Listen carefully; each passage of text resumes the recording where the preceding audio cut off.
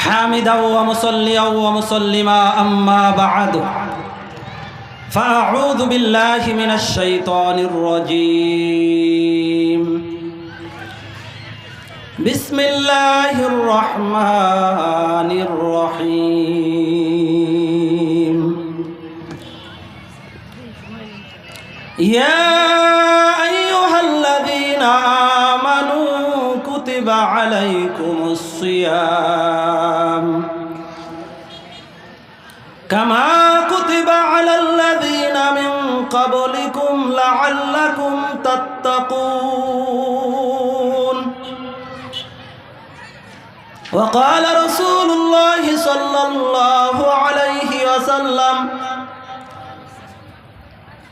من صام رمضان إيمانا واحتسابا غفر له ما تقدم من ذنبه أو كما قال النبي صادق المصدوق صلى الله عليه وسلم آمنت بالله صدق الله العظيم وصدق رسوله النبي الكريم ونحن على ذلك لمن الشاهدين والشاكرين والحمد لله رب العالمين আমরা সকলে দরুদ ইব্রাহিম পাঠ করি আল্লাহুম্মা সাল্লি আলা মুহাম্মাদ ওয়া আলা আলি মুহাম্মাদ কামা সাল্লাইতা আলা ইব্রাহিম ওয়া আলা আলি ইব্রাহিম ইন্নাকা হামিদুম মাজিদ আল্লাহুম্মা বারিক আলা মুহাম্মাদ ওয়া আলা আলি মুহাম্মাদ কামা বারাকতা আলা ইব্রাহিম ওয়া আলা আলি ইব্রাহিম ইন্নাকা হামিদুম মাজিদ। ঐতিহ্যবাহী আমার প্রিয় ইহসানুল মুসলিমিন নগরকান্দা উপজেলা ইসলামী যুব সমাজের উদ্যোগে আজ তৃতীয় বার্ষিক তাফসিরুল কুরআন ও সিরাত মাহফিলের সম্মানিত সভাপতি মুআজ্জাজ উলামায়ে কিরাম ও আমার সামনে উপবিষ্ট তাওহীদি জনতা, মুরব্বী বাবারা ও যুবক ভাইরা, পর্দার আড়ালে অবস্থানরত আমার পর্দানিশীন মা ও বোনেরা, সর্বপ্রথম ওই রব্বুল আলামিনের শুকরিয়া জ্ঞাপন করছি, যেই রব্বুল আলামিন আমাদেরকে আজকের এই যুবকদের অনেক মেহনতের ফসল এই জান্নাতের বাগানে আল্লাহ পাক আমাদেরকে আগে আগে এসে কিছু কথা বলা এবং শোনার জন্য সুযোগ করে দিয়েছেন। সেই জন্য সকলে অন্তর থেকে শুকরিয়া আদায় করে বলে আলহামদুলিল্লাহ। প্রিয় নগরকান্দাবাসী, আপনারা তো ধন্য।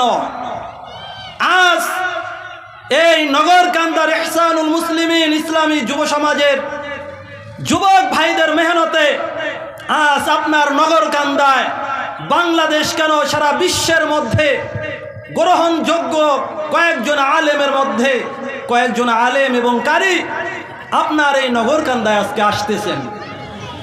সেজন্য আমার অনুরোধ, মাগরিবের পরেই আমাদের আজকের শেখ আহমদ বিন ইউসুফ আল আজহারি সাহেব তেলাওয়াত করবেন, আমরা সকলে চলে আসি, মাগরিবের আর বেশি সময় নেই। তাই আমি সর্বপ্রথম ধন্যবাদ জানাচ্ছি আজকে যারা এই ইহসানুল মুসলিমিন যুব সমাজ সহ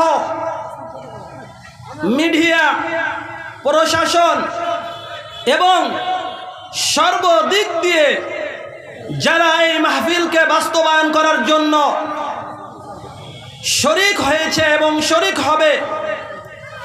আমি সকলের নিকট দোয়া চাই, আল্লাহ পাক এদেরকে দুনিয়ায় মৃত্যুর আগ পর্যন্ত দিন ইসলামের উপর মৃত্যুর আগ পর্যন্ত অটল থাকার জন্য তৌফিক দান করুক, বলেন আমিন। এবং আখিরাতে এই মাহফিলগুলোর ওসিলায় আমাদের সকলের জন্য নাজাতের ওসিলা হিসেবে আল্লাহ পাক এই মাহফিলকে কবুল করুক, বলেন আমিন। আমি এই নগরকান্দা বলতে চাই, ও নগরকান্দার মুসলমানরা, তোমরা যদি যে কোনো বাতিল, যে কোনো রূপ ধরো, এই নগরকান্দার উপজেলার ইহসানুল মুসলিমিনের ইসলামী যুব সমাজের যুবকরা কিন্তু প্রত্যেক প্রকার বাতিলের রূপ চিনে। অনেক সময় যেই যুবকেরা, অর্থাৎ অনেক যুবকেরা 14ই ফেব্রুয়ারি ভ্যালেন্টাইন্স ডে যুবতীদেরকে, গার্লফ্রেন্ডদেরকে, অর্থাৎ গার্লফ্রেন্ডদের থেকে ফুল নেওয়ার জন্য, শুভেচ্ছা নেওয়ার জন্য বসে থাকে। আর আপনার এই মুহাব্বতের নগরকান্দার ইহসানুল মুসলিমিন যুব সমাজ এই বেহায়াপনা বন্ধ করার জন্য গলিতে গলিতে বসে থাকে। সেই জন্য আমি আগেই বলতে চাই, নগরকান্দা কেন, সারা বাংলায় যদি কোনো ব্যক্তি ইসলাম বিরোধী কোনো আইন বাস্তবায়ন করতে চাও, যে রূপভাবে স্বৈরাচার শেখ হাসিনাকে এই দেশের যুব সমাজ, স্কুল কলেজের সমন্বয়ক, ছাত্র ছাত্রী এবং উলামা ইকরাম, মাদ্রাসার তালবে আলেমেরা স্বৈরাচারী শেখ হাসিনাকে এই বাংলার জমিন থেকে তাড়িয়েছে, যদি সামনে কোনো ব্যক্তি বাংলার জমিনে কোরআন বিরোধী আইন করতে চায়, তাহলে তাদেরকেও আমরা ভবিষ্যতে স্কুল কলেজ ইউনিভার্সিটি সমন্বয়ক সহ সমস্ত মাদ্রাসার ছাত্ররা, উলামা ইকরাম তাদেরকে প্রতিহত করার জন্য যখন কোনো অন্যায় দেখা যাবে তখনই আমরা প্রতিবাদের জন্য নেমে যাব ইনশাআল্লাহ। সেদিন আলহামদুলিল্লাহ আল্লামা মামুনুল হক সাহেবের মাদ্রাসায় মজলিসে শরীক ছিলাম। আমাদেরকে বলতেছিল এক আলেম, বাংলাদেশ খেলাফত যুব মজলিসের সভাপতি মৌলানা জাহিদুজ্জামান সাহেব বলতেছিলেন, যখন কোনো অন্যায় দেখা যাবে তখনই প্রতিবাদ। আপনি মনে করবেন আজকে একটা অন্যায় করেছে, আজকে শনিবার, আমি সামনে শুক্রবারে করব, অনেক মানুষ হবে। না না, যে কোনো অন্যায় যে কোনো সময় যদি আপনার সামনে দেখা দেয় তার প্রতিবাদ করতেই হবে। কারণ মুসলিম শরীফের হাদিস, আল্লাহ পাক রব্বুল আলামিনের হাবিব বলেছেন, মান রাআ মুনকারান, এই হাদিসের ভিতর আল্লাহ পাক রব্বুল আলামিনের হাবিব বলেন, যখন তোমাদের সামনে কেউ যদি কোনো খারাপ কাজ হতে দেখে, সে যেন তার হাতে শক্তি থাকলে হাত দ্বারা বন্ধ করে, হাতে শক্তি না থাকলে মুখ দ্বারা বলে বন্ধ করে, মুখ দ্বারা যদি বলার শক্তি না থাকে অন্তর দ্বারা ওই খারাপ কাজটাকে যেন ঘৃণা করে। সে হাত দ্বারা প্রতিবাদ করতে পারলো না, মুখ দ্বারা বলতে পারলো না, অন্তর দ্বারা ঘৃণা করলো। এটা ইমানের সর্বনিম্ন শাখা। ও মুসলমান, আজকে আপনার বাড়িতে বিবাহের অনুষ্ঠানে সাউন্ড বক্সের ডেকসেট বাজে, এটা কোনো মুসলমানের প্রথা নয়, এটা হচ্ছে ওই বিধর্মীদের প্রথা, ঠিক কিনা বলেন? আর এই ইসলামী যুব সমাজই ওই বাতিলের মোকাবেলার জন্য সর্বদা তো প্রস্তুত তারা থাকবেই, এর সাথে আমাদের আম জনতা সকলেরই যে কোনো বাতিলের মোকাবেলা করার জন্য প্রস্তুত থাকতে হবে। আমি কালামে পাক থেকে তেলাওয়াত করেছি, হুজুর বসে রয়েছেন, বেয়াদবি হচ্ছে। আমি কালামে পাকের থেকে যে তেলাওয়াত করেছিলাম, সামনে আমাদের রমজান মাস, 2-4-5 দিন পরে ইনশাআল্লাহ আল্লাহ পাক রমজান আমাদেরকে দান করবেন। কিন্তু কে কে রমজানে পৌঁছতে পারবো বলতে পারবেন? বলতে পারবে না। এই যে আপনাদের এই স্কুলের MN একাডেমির সাবেক প্রধান শিক্ষক নুরুদ্দিন স্যারের বেটার বউ গতকাল যিনি রাঙ্গারদিয়া স্কুলের হেডমাস্টার ছিলেন, অ্যাক্সিডেন্ট করে মারা গিয়েছেন। এইভাবে কার মৃত্যু কখন আসবে তা জানা নাই। সেজন্য আমি বলতেছিলাম, আল্লাহ পাক রব্বুল আলামিন বলেন, ইয়া আইয়ুহাল্লাযীনা আমানু কুতিবা আলাইকুমুস সিয়াম কামা কুতিবা আলাল্লাযীনা মিন ক্বাবলিকুম লাআল্লাকুম তাত্তাকুন। আল্লাহ পাক রব্বুল আলামিন সূরা বাকারার 183 নম্বর আয়াতের ভিতর বলেন, হে আমার মোহাব্বতের ইমানদার বান্দা বান্দিরা, তোমাদের উপর রোজা ফরজ করা হয়েছে। আমাদের উপর কি ফরজ করা হয়েছে? যেমনি ভাবে তোমাদের পূর্ববর্তীদের উপর ফরজ করা হয়েছিল, যাতে করে তোমরা মুত্তাকি হইতে পারো। সেই রমজান মাস আসতেছে, আমার অনুরোধ, এই রমজান মাসে নিজে রোজা রাখবো, অন্যদেরকে রোজা রাখার জন্য উৎসাহিত করব। আল্লাহ পাক রব্বুল আলামিনের হাবিব বলেন, বুখারী শরীফের ভিতর হযরতে আবু হুরায়রা রাদিয়াল্লাহু তাআলা আনহু হইতে বর্ণিত, মান সামা রমাযানা ঈমানান ওয়া ইহতিসাবান গুফিরা লাহু মা তাকদ্দামা মিন যামবিহি। আল্লাহ পাকের হাবিব বলেন, যে ব্যক্তি ঈমানের সহিত সওয়াবের আশায় রমজানের রোজা রাখবে, আল্লাহ পাক রব্বুল আলামিন তার পিছনের সমস্ত সগীরা গুনাহগুলোকে মাফ করিয়া দিবেন। আমরা কি শুধু সগীরা গুনাহ করি না, কবিরা গুনাহও করে থাকি? বলেন, কবিরা গুনাহের জন্য আজকে এখান থেকে এখনই তওবা করেন এবং আখিরি মুনাজাত করে এখান থেকে যাবেন। আর আল্লাহ পাক রব্বুল আলামিনের হাবিব বলেছেন, কুল্লু আমাল ইবনি আদম ইউযাআফুল হাসানাতু বিআশরি আমসালিহা ইলা 700 যুযফিন। قال الله تعالى إلا الصوم فإنه لي وأنا أجزي به يدع شهوته وطعامه من أجلي। আল্লাহ পাক রব্বুল আলামিনের হাবিব বলেন যে বনি আদম অর্থাৎ আদম সন্তানের প্রত্যেকটি নেক কাজের সওয়াব 10 হইতে 700 গুণ পর্যন্ত বৃদ্ধি করা হয়। কিন্তু আল্লাহ পাক রব্বুল আলামিন বলেন, রোজার বেলা তাই নয়।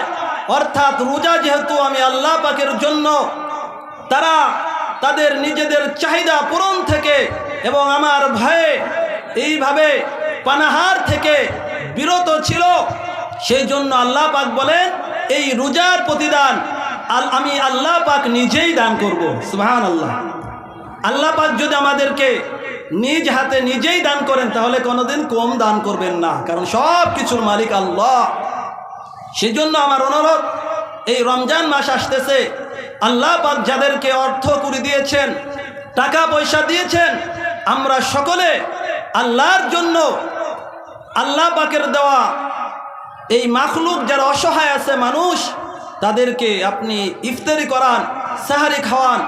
কারণ আল্লাহ পাক রব্বুল আলামিনের হাবিব বলেন, যে ব্যক্তি একজন রোজাদারকে ইফতার করাইবে, আল্লাহ পাক রব্বুল আলামিন তার পিছনের সমস্ত সগীরা গুনাহগুলো মাফ করিয়া দিবেন।